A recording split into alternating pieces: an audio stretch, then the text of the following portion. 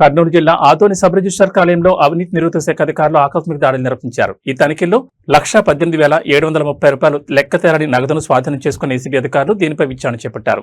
నగదు మూలంపై సంతృప్తికరమైన వివరణ రాకపోవడంతో తదుపరి శాఖాపరమైన చర్యలకు సిద్ధమవుతున్నారు. ఈ విషయమై సబ్ రిజిస్ట్రార్ను ఏసీబీ అధికారులు విచారించారు. అయితే స్వాధీనం చేసుకున్న నగదుకు సంబంధించి సరైన లెక్కలు లేదా ఆధారాలు చూపలేకపోయారని ఏసీబీ డీఎస్పీ సీతారామరావు తెలిపారు. ఈరోజు ఆదోని సబ్ రిజిస్ట్రార్ కార్యాలయం నందు జరుగుతున్నటువంటి రిజిస్ట్రేషన్ల సందర్భంగా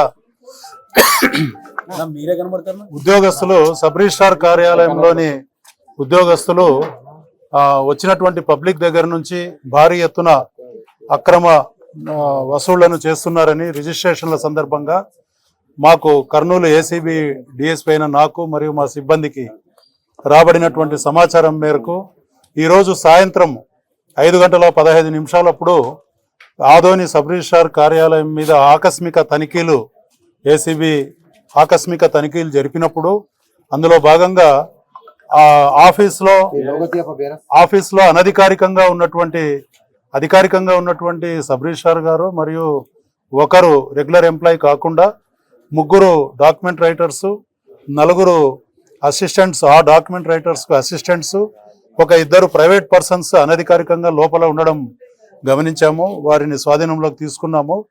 వారిని, ఆ ప్రైవేట్ పర్సన్స్ను, తర్వాత డాక్యుమెంట్ రైటర్స్ను, తర్వాత ఆఫీసు పరిసరాలను, ఆఫీస్లోని గదులను అన్నిటినీ క్షుణ్ణంగా తనిఖీ చేసినప్పుడు మొత్తంగా 1,18,730 రూపాయలు లెక్క తెలియనటువంటి అనధికారికమైనటువంటి సొమ్మును స్వాధీనం చేసుకోవడం జరిగింది.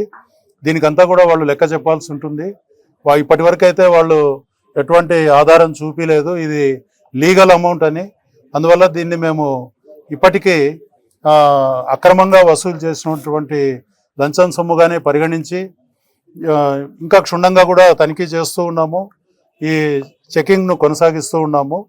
చెకింగ్ అంతా అయినటువంటి తర్వాత, ఈ సర్ప్రైజ్ చెక్ అంతా కంప్లీట్ అయినటువంటి తర్వాత ఒక రిపోర్టును జనరేట్ చేసి వీళ్ళ మీద ఎవరెవరైతే ఏ చర్యలకు బాధ్యులో దాన్ని అంతా కూడా కూలంకషంగా ఆ రిపోర్ట్లో రాసి పై అధికారులకు పంపించడం జరుగుతుంది.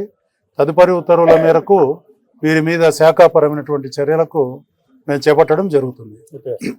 నా పేరు సీతారామరావు, కర్నూలు ఏసీబీ డిఎస్పీ అండి.